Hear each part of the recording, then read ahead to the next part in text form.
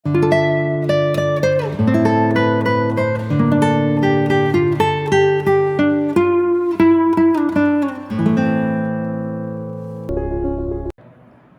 गुरु यीशु मसीह का आदरणीय और अद्भुत नाम से आपको बधाई।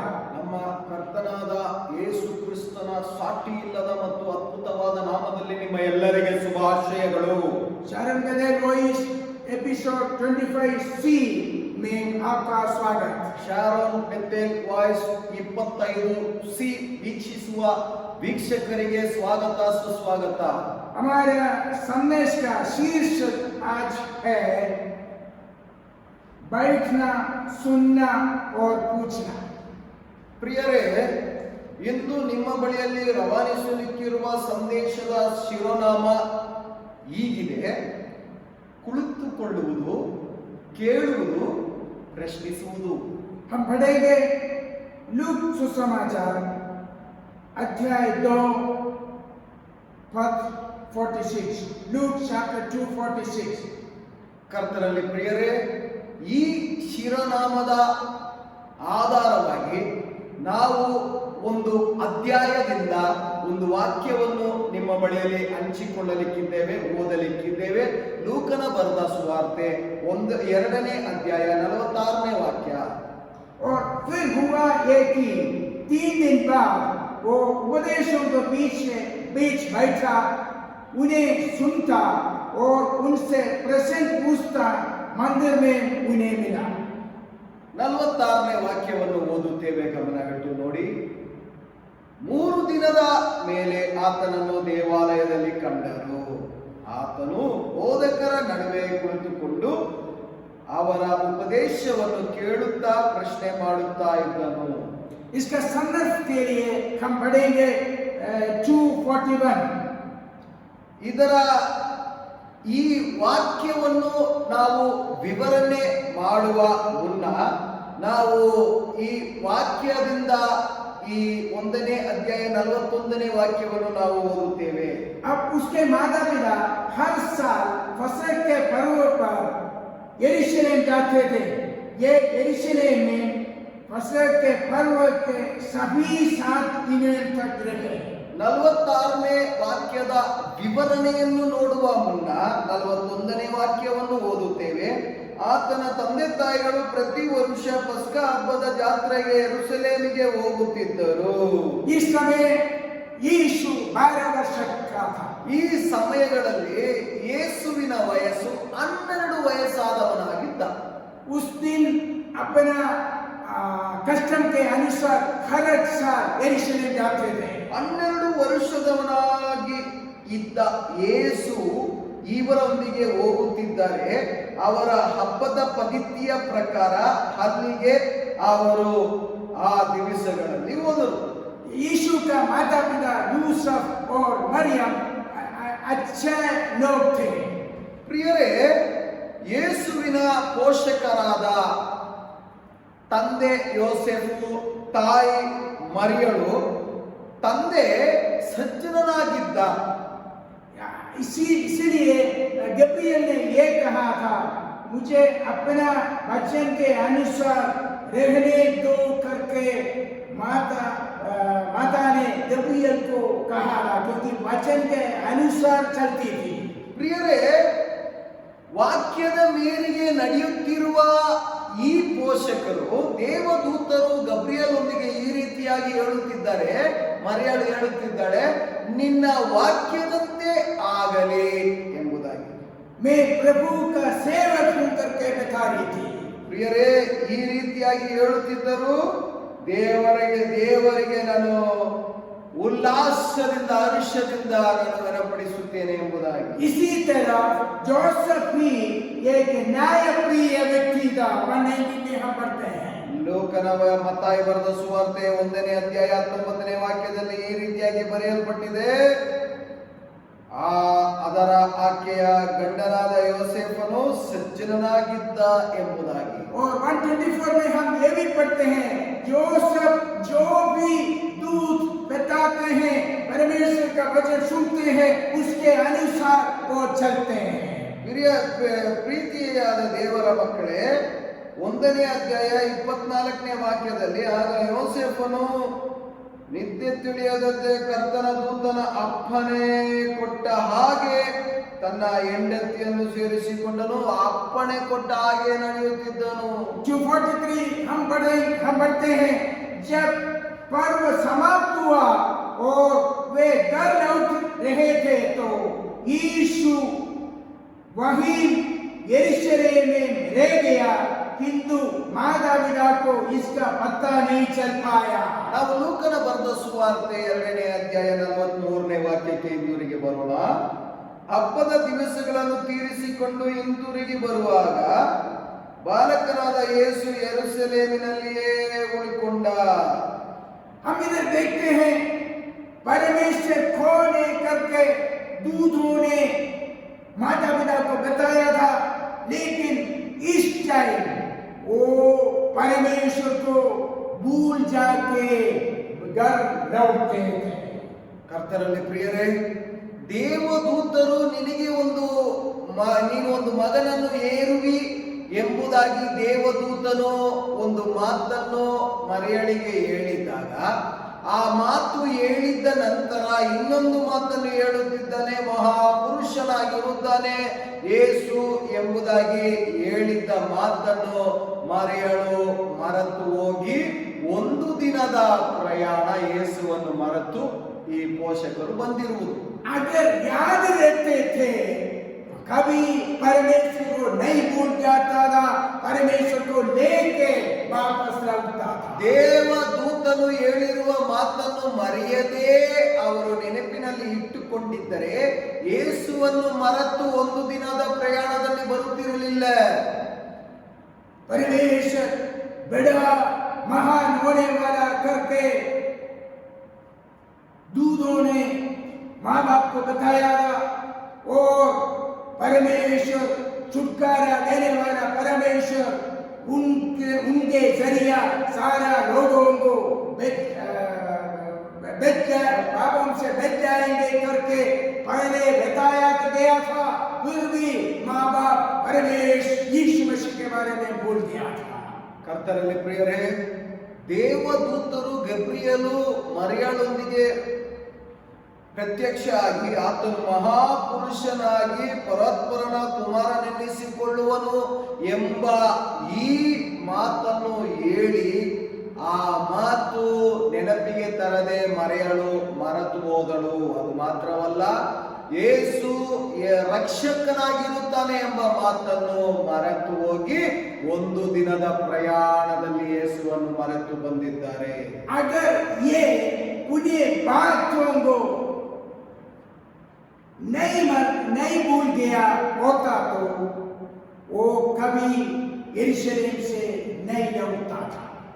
ಈ ಮಾತುಗಳನ್ನು ಮರೆಯದೇ ಇದ್ದಿದ್ದರೆ ಯೆರೂಸಲೇಮಲ್ಲೇ ಉಳ್ಕೊಂಡು ಯೇಸುವನ್ನು ಅವರೊಂದಿಗೆ ಅವರು ಕರ್ಕೊಂಡು ಬರುತ್ತಿದ್ದರು. ಆದರೆ ಮರೆತು ಹೋಗಿದ್ದ ಮೇಲೆ ಅವರು ಯೆರೂಸಲೇಮನ್ನು ಬಿಟ್ಟು ಯೇಸುವನ್ನು ಬಿಟ್ಟು ಬಂದರು. वो लोग क्या सोच रहा था, उनका रिलेटिव्स के बीच में परमेश्वर होंगे.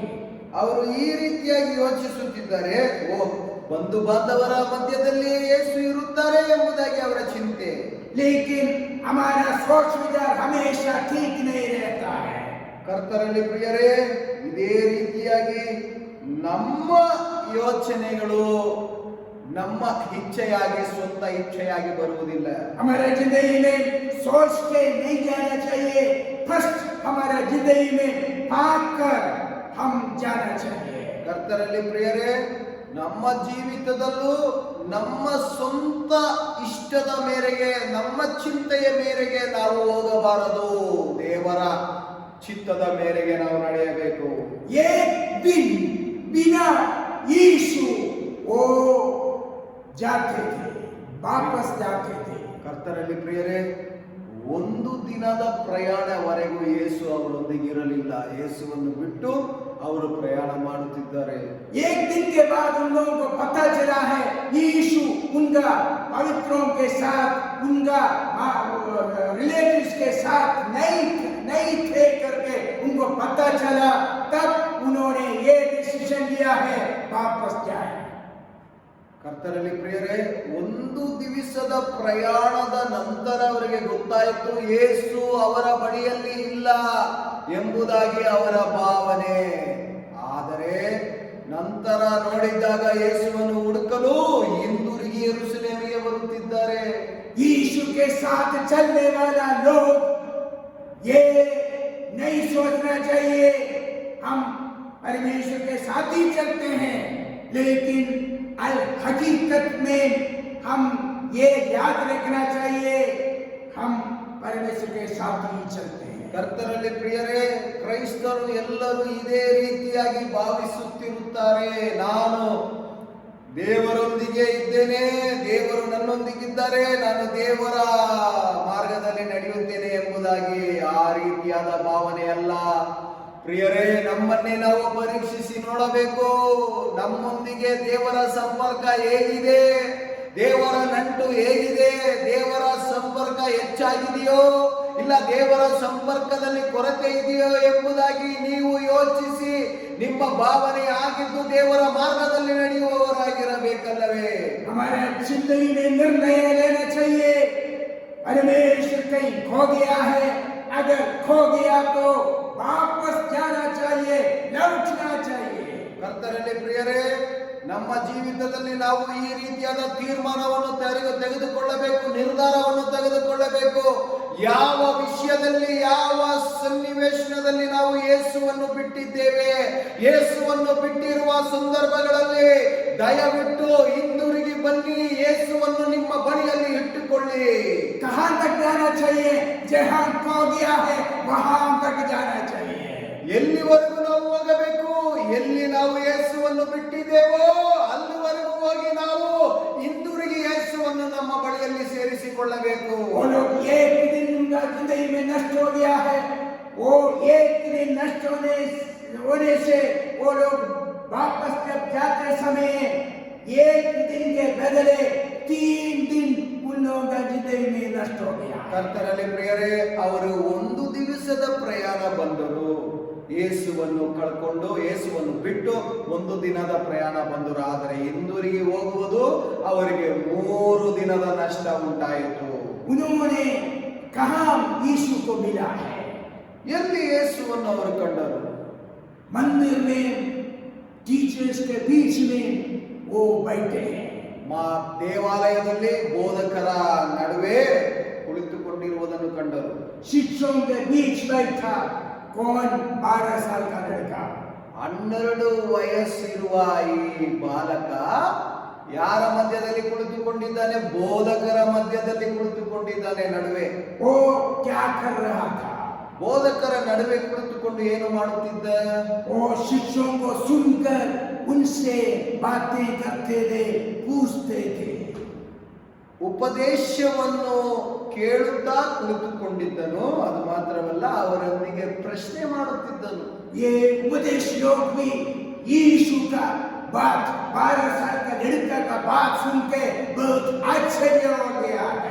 ಕರ್ತರಲ್ಲಿ ಪ್ರಿಯರೇ, ಈ 12 ವಯಸ್ಸಿರುವ ಈ ಬಾಲಕ ಬೋಧಕರ ನಡುವೆ ಕುಳಿತುಕೊಂಡು ಬೋಧಕರುಗಳಿಗೆ ಅವರು ಪ್ರಶ್ನೆ ಮಾಡುತ್ತಿರುವುದನ್ನು ಕಂಡಾಗ ಆತನು ಆಡಿದ ಮಾತುಗಳನ್ನು ಕೇಳಿದವರೆಲ್ಲರೂ ಆತನ ಬುದ್ಧಿಗೂ ಉತ್ತರಗಳಿಗೂ ಆಶ್ಚರ್ಯಪಟ್ಟರು. वो उस्ताद लोग के अलावा उनका माँ बाप भी उनका लड़का का बात सुन के आश्चर्य हो गया है. ಕರ್ತರಲ್ಲಿ ಪ್ರಿಯರೇ, ಈ ಬೋಧಕರು ಮಾತ್ರವಲ್ಲ, ಅಲ್ಲಿ ಇದ್ದ ಹಿರಿಯರು ಇಬ್ಬರ ತಂದೆ ತಾಯಿಗಳು ಆತನನ್ನು ಕಂಡು ಬೆರಗಾದರು. और 2:48 में माँ बाप एक सवाल लड़के को पूछते हैं. ಲೂಕನ ಬರೆದ ಸುವಾರ್ತೆ 2ನೇ ಅಧ್ಯಾಯ 48ನೇ ವಾಕ್ಯದಲ್ಲಿ ಯೇಸುವಿನ ತಂದೆ ತಾಯಿ ಈ ರೀತಿಯಾಗಿ ಒಂದು ಪ್ರಶ್ನೆಯನ್ನು ಕೇಳುತ್ತಿದ್ದಾರೆ. बेटे, तुमने हमारे साथ ऐसे क्यों किया है? तेरे पिता और मैं तुझे ढूंढते हुए पूरी तरह व्याकुल थे. 48ನೇ ವಾಕ್ಯದಲ್ಲಿ ತಂದೆ ತಾಯಿಗಳು ಆತನನ್ನು ಕಂಡು ಬೆರಗಾದರು ಮತ್ತು ಆತನ ತಾಯಿಯು, ಕಂದ, ನೀನು ನಮಗೆ ಯಾಕೆ ಹೀಗೆ ಮಾಡಿದ್ದೀ? ನಿನ್ನ ತಂದೆಯು ನಾನು ಎಷ್ಟೋ ತಳಮಳಗೊಂಡು ನಿನ್ನನ್ನು ಹುಡುಕಿ ಬಂದೆವಲ್ಲ ಎಂದು ಹೇಳಲು, लेकिन लड़के ने क्या कहा है? एक अजीब सा जवाब दिया है। वो 249 में ये पूछते हैं, उनसे कहा है, तुम मुझे क्यों ढूंढ रहे थे? ಈ ರೀತಿಯಾದ ಉತ್ತರವನ್ನು ಕೊಡುತ್ತಿರುವುದನ್ನು ನಾವು ಕಾಣಬಹುದು. ಯೇಸುವಿನ ಉತ್ತರ ಏನೆಂಬುದಾಗಿ 49ನೇ ವಾಕ್ಯದಲ್ಲಿ ನಾವು ನೋಡೋಣ. ನೀವು ನನ್ನನ್ನು ಹುಡುಕಿದ್ದೇನು? वो किसे पूछते हैं? अपना पिता रूस और माँ मरियम से पूछते हैं। ಯಾರೊಂದಿಗೆ ಈ ರೀತಿಯಾದ ಪ್ರಶ್ನೆ ಯೇಸು ಕೇಳುತ್ತಿರುವುದು? ತಂದೆ ತಾಯಾದ ಯೋಸೆಫ್ ಮತ್ತು ಮರಿಯಳೊಂದಿಗೆ. लेकिन लड़का का बालक यीशु एक दूसरा पिता के बारे में इधर बताते हैं। ಕರ್ತರಲ್ಲಿ ಪ್ರಿಯರೇ, 12 ವಯಸ್ಸುಳ್ಳ ಈ ಯೇಸು ಬಾಲಕ ಬೇರೆ ತಂದೆಯ ಹೆಸರನ್ನು ಇಲ್ಲಿ ಪರಿಚಯ ಮಾಡುತ್ತಿದ್ದಾನೆ. क्या आप नहीं जानते थे कि मुझे अपने पिता के घर में होना चाहिए? ನಾನು ನನ್ನ ತಂದೆಯ ಮನೆಯಲ್ಲಿ ಇರಬೇಕಾದದ್ದು ನಿಮಗೆ ತಿಳಿಯಲಿಲ್ಲವೇ ಎಂಬುದಾಗಿ. लेकिन माता पिता को समझ में नहीं आया। ಆದರೆ ಈ ತಂದೆ ಯೋಸೆಫ್ ಇಲ್ಲಿದ್ದು ಇನ್ನೊಂದು ತಂದೆಯ ಹೆಸರು ಹೇಳುತ್ತಿದ್ದಾನೆ ಏನು ಎಂಬುದಾಗಿ ಇವರಿಗೆ ಅರ್ಥ ಆಗಲಿಲ್ಲ ಪೋಷಕರಿಗೆ. दूध ने ये माँ बाप को बताया था, ये कौन है? यीशु परमेश्वर ऊपर से आया है। परमेश्वर यीशु मसीह इस दुनिया में अपना लोगों के लिए छुटकारा देने के लिए आया है करके पहले बताया था, लेकिन सब कुछ माँ बाप भूल गया है। ಕರ್ತರಲ್ಲಿ ಪ್ರಿಯರೇ, ದೇವದೂತನಾದ ಗಬ್ರಿಯಲನು ಆತನಿಗೆ ಯೇಸುವೊಂದು ಹೆಸರಿಡಬೇಕು, ಆತನು ಮಹಾಪುರುಷನಾಗಿ ಪರಾತ್ಪರನ ಕುಮಾರನೆನ್ನಿಸಿಕೊಳ್ಳುವನು. ಇದಲ್ಲದೆ ದೇವರಾಗಿರುವ ಕರ್ತನು ಆತನ ಮೂಲಪಿತನಾದ ದಾವೀದನ ಸಿಂಹಾಸನವನ್ನು ಆತನಿಗೆ ಕೊಡುವನು ಎಂಬ ಈ ಮಾತುಗಳನ್ನು, ಅದು ಮಾತ್ರವಲ್ಲ ರಕ್ಷಕನಾಗಿರುವನು ಎಂಬ ಈ ಮಾತುಗಳನ್ನು ಪೋಷಕರು ಮರೆತರು. जब सुनते समय माँ बाप अपना हृदय में वो ग्रहण किया है, लेकिन उसके बाद वो भूल गया है। ಇದನ್ನು ಗ್ರಹಿಸಲಿಕ್ಕೆ ಆಗದೆ ಇದ್ದಾಗ ಆ ಮಾತುಗಳನ್ನು ಇವರು ಮರೆತು हम भी ऐसे ही करते हैं। ನಾವು ಅದೇ ರೀತಿಯಾಗಿ ಮಾಡುತ್ತೇವಲ್ಲವೇ? हम परमेश्वर का वचन पढ़ते हैं, वो सुनते हैं, लेकिन भूल जाते हैं। जिंदगी में कष्ट आ जाते हैं तो हम परेशान हो जाते हैं। ಕರ್ತರಲ್ಲಿ ಪ್ರಿಯರೇ, ನಾವು ಹಾಗೆ ದೇವರ ವಾಕ್ಯವನ್ನು ಓದುತ್ತೇವೆ, ಕೇಳುತ್ತೇವೆ, ಎಲ್ಲವನ್ನು ಮರೆತು ಹೋಗುತ್ತೇವೆ. ಮರೆಯುವುದು ಯಾವಾಗ? ಯಾವುದಾದ್ರೂ ಕಠಿಣವಾದ ಪರಿಸ್ಥಿತಿ ನಮಗೆ ಎದುರಾದಾಗ ದೇವರ ವಾಕ್ಯವನ್ನು ಮರೆತು ಹೋಗುತ್ತೇವೆ, ದೇವರನ್ನೇ ಮರೆತು ಹೋಗುತ್ತೇವೆ. हमारे जीवन में हमें ऐसा करना चाहिए जैसे परमेश्वर ने मंदिर में क्या कर रहा था, वो बैठा था और सुनता था और सवाल पूछता। ಕರ್ತರಲ್ಲಿ ಪ್ರಿಯರೇ, ಯೇಸು ದೇವಾಲಯದಲ್ಲಿ ಏನು ಮಾಡುತ್ತಿದ್ದನೋ ಅದೇ ರೀತಿಯಾಗಿ ನಮ್ಮ ಜೀವಿತದಲ್ಲಿ ನಾವು ಪ್ರತಿದಿನವೂ ನಾವು ಮಾಡಲೇಬೇಕು. ಅದು ಏನು ಯೇಸು ಮಾಡುತ್ತಿದ್ದಾನೆ ಎಂಬುದನ್ನು ನಾವು ನೋಡೋಣ. ಬೋಧಕರ ನಡುವೆ ಕುಳಿತುಕೊಂಡು ಅವರ ಉಪದೇಶವನ್ನು ಕೇಳುತ್ತಾ ಅವರೊಂದಿಗೆ ಪ್ರಶ್ನೆ ಮಾಡುತ್ತಿದ್ದ. ಅದೇ ರೀತಿಯಾಗಿ ನಾವು ಮಾಡಬೇಕಲ್ಲವೇ? 252 हम पढ़ते समय ये देखते हैं, उधर यीशु पृथ्वी में दिल डोल में और परमेश्वर सदा मनुष्यों का प्रेम में बढ़ने लगा है।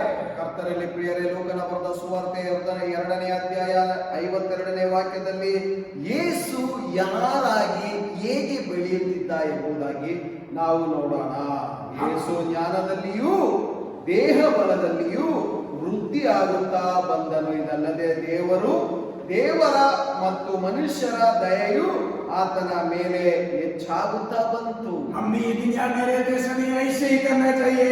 परमेश्वर के साथ मनुष्य के साथ प्रेम में बढ़ना चाहिए। ಕರ್ತರಲ್ಲಿ ಪ್ರಿಯರೇ, ಈ ಭೂಲೋಕದಲ್ಲಿ ಬದುಕುತ್ತಿರುವ ಸಮಯವರೆಗೂ ನಾವು ದೇವರ ಮಕ್ಕಳಾಗಿದ್ದು, ಮನುಷ್ಯರಲ್ಲಿಯೂ ದಯ ಹೊಂದಿರುವವರಾಗಿದ್ದು, ಮನುಷ್ಯರನ್ನು ನಾವು ದೇವರನ್ನು ಹೆಚ್ಚಾಗಿ ಪ್ರೀತಿಸಲೇಬೇಕು. ये बड़ा व्यक्ति है तो भी अपना माँ बाप के साथ वो वापस लौटा. ಕರ್ತರಲ್ಲಿ ಪ್ರಿಯರೇ, ಬೋಧಕರ ನಡುವೆ ಕುಳಿತುಕೊಂಡು 12 ವಯಸ್ಸು ಬಾಲಕ ಪ್ರಶ್ನೆಯನ್ನು ಮಾಡುತ್ತಿದ್ದರು. ಅವರು ಪೋಷಕರ ಮಾತಿಗೆ ವಿಧಿಯರಾಗಿ ಪೋಷಕರು ಕರೆದಾಗ ಅವರೊಂದಿಗೆ ಬಂದನು. क्योंकि जब तक पवित्र पिता इनको जो काम के लिए इस दुनिया में भेजा है, वो सब अपना शेड्यूल मुताबिक वो करने के लिए डिसीजन लेके इस दुनिया में आया है. ಕರ್ತರಲ್ಲಿ ಪ್ರಿಯರೇ, ಪರಿಶುದ್ಧವಾದ ತಂದೆಯ ಸೂಚನೆಯ ಮೇರೆಗೆ ಈ ಭೂಲೋಕದಲ್ಲಿ ಇರುವ ಸಮಯವರೆಗೂ ದೇವರು ಯೇಸು ಎಲ್ಲರಿಗೆ, ಅವರ ಪೋಷಕರಿಗೂ ಪರಿಶುದ್ಧವಾದ ತಂದೆಗೂ ವಿಧಿಯನಾಗಿದ್ದನು. ಯಾಕಂತಂದ್ರೆ ದೇವರ ಚಿತ್ತದ ಮೇರೆಗೆ ನಡೆಯುತ್ತಿದ್ದ ಚಿತ್ತ ನೆರವೇರುವ ತನಕ ಯೇಸು ವಿಧಿಯನಾಗಿದ್ದ. इसलिए हम हमारे जिंदगी में क्या करना चाहिए? ಈ ಯೇಸುವಿನ ಈ ಎಲ್ಲ ವಿಷಯವನ್ನು ಅರಿತಿರುವ ನಾವುಗಳು ನಮ್ಮ ಜೀವಿತದಲ್ಲಿ ಕಲಿತಿರುವ ಪಾಠ ಏನು? हमारे जिंदगी में कभी यीशु को हम खो जाते हैं, भूल जाते हैं, समझिए. ಕರ್ತರಲ್ಲಿ ಪ್ರಿಯರೇ, ನಾವು ಸಹ ಯೇಸುವನ್ನು ಬಿಟ್ಟು ಬಿಡುತ್ತೇವೆ, ಮರೆತು ಬಿಡುತ್ತೇವೆ, ನಂತರ ನೆನಪಿಗೆ ತರುತ್ತೇವೆ.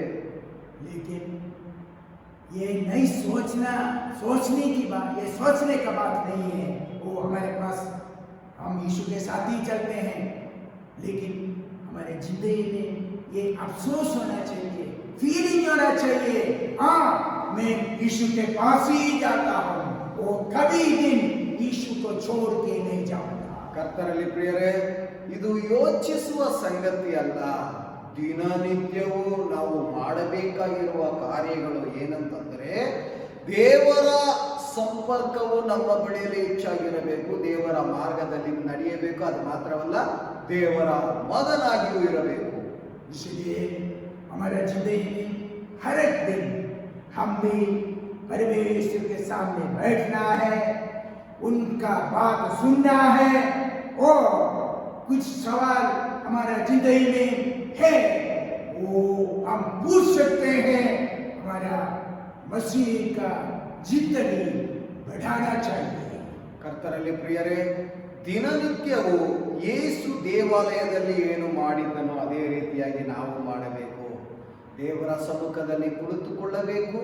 ಅದು ಮಾತ್ರವಲ್ಲ, ದೇವರ ಶಬ್ದವನ್ನು ಕೇಳಬೇಕು.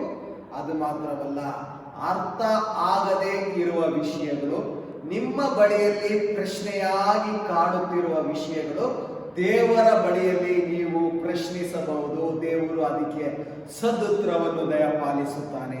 यीशु मसीह के साथ चलने से हमको क्या फायदा है? ಯೇಸುವಿನ ಮಾರ್ಗದಲ್ಲಿ ನಡೆಯುವವರಿಗೆ ಲಾಭವೇನು? हमको पता है आजकल वो कोविड-19 के मुताबिक सब लोग परेशान हैं. ಕರ್ತರಲ್ಲಿ ಪ್ರಿಯರೇ, ಎಲ್ಲರಿಗೆ ಗೊತ್ತುಂಟು, ಪ್ರಸ್ತುತ ಇರುವ ಈ ಪರಿಸ್ಥಿತಿ ಎಲ್ಲರಿಗೆ ಗಲಭಳ ಉಂಟಾಗಿದೆ. ಅದು ಮಾತ್ರವಲ್ಲ, ಒಂದು ಪ್ರಶ್ನೆಯಾಗಿ ಕಾಡುತ್ತಿದೆ. दूत गब्रिएल ने माँ बाबा को मरियम को कहा है, परमेश्वर महान व्यक्ति है. ಕರ್ತರಲ್ಲಿ ಪ್ರಿಯರೇ, ದೇವದೂತನು ಗಬ್ರಿಯೇಲ್ ಬಂದು ಮರಿಯಳೊಂದಿಗೆ ಈ ರೀತಿಯಾಗಿ ಹೇಳಿದ್ದಾನೆ, ಈ ಮಗು ಮಹಾಪುರುಷನಾಗಿರುತ್ತಾನೆ ಎಂಬುದಾಗಿ. दुनिया को बचाने वाला है. ಈ ಭೂಲೋಕವನ್ನು ರಕ್ಷಿಸಲು ಬರುವನು. इसलिए हम उनके साथ चलना चाहिए, क्योंकि हर मुसीबतों से बचाने वाला वही है हमारा जिंदगी में. ಆದುದರಿಂದ ಯಾವುದೇ ಪ್ರಸ್ತುತ ಪರಿಸ್ಥಿತಿಗಳು, ಅದು ಮಾತ್ರವಲ್ಲ, ಈ ರೀತಿಯಾದ ಕಷ್ಟವಾದ ಸಂದರ್ಭಗಳಲ್ಲಿ, ಸ್ಥಿತಿಗಳಲ್ಲಿ, ಆಪತ್ತುಗಳಲ್ಲಿ, ವಿಪತ್ತುಗಳಲ್ಲಿ ನಮ್ಮನ್ನು ರಕ್ಷಿಸುವ ಒಂದು ರಕ್ಷಕನು ಇದ್ದಾನೆ. ಬೇರೆ ಯಾರು ಇಲ್ಲ, ಕರ್ತನಾದ ಯೇಸು ಕ್ರಿಸ್ತನೊಬ್ಬನೇ. इसलिए हमारा जिंदगी में हमेशा परमेश्वर के साथ चल के सब मुसीबत से हम जीत जाएंगे और परमेश्वर इस वजह से हमको आशीष दे। ಆದುದರಿಂದ ಯಾವುದೇ ಪರಿಸ್ಥಿತಿಗಳಲ್ಲಿ ನಾವು ದೇವರ ಮಾರ್ಗದಲ್ಲಿ ನಡೆಯೋಣ. ಕಠಿಣವಾದ ಪರಿಸ್ಥಿತಿ ಉಂಟಾಗಬಹುದು, ವೈಫಲ್ಯತೆಗಳು ಉಂಟಾಗಬಹುದು. ವೈಫಲ್ಯತೆಗಳನ್ನು ಸಫಲವಾಗಿ ಮಾಡುವ ದೇವರ ಸಮ್ಮುಖದಲ್ಲಿ ನಾವು ಕುಳಿತುಕೊಂಡು ನಾವು ಜಯವನ್ನು ಹೊಂದಿಕೊಳ್ಳೋಣ. इस वजह से परमेश्वर हमको आशीष दे। ಈ ವಾಕ್ಯದ ಮುಖೇನ ದೇವರೆಲ್ಲರನ್ನು ಧಾರಾಳವಾಗಿ ಆಶೀರ್ವದಿಸಲಿ. Jesus is coming soon.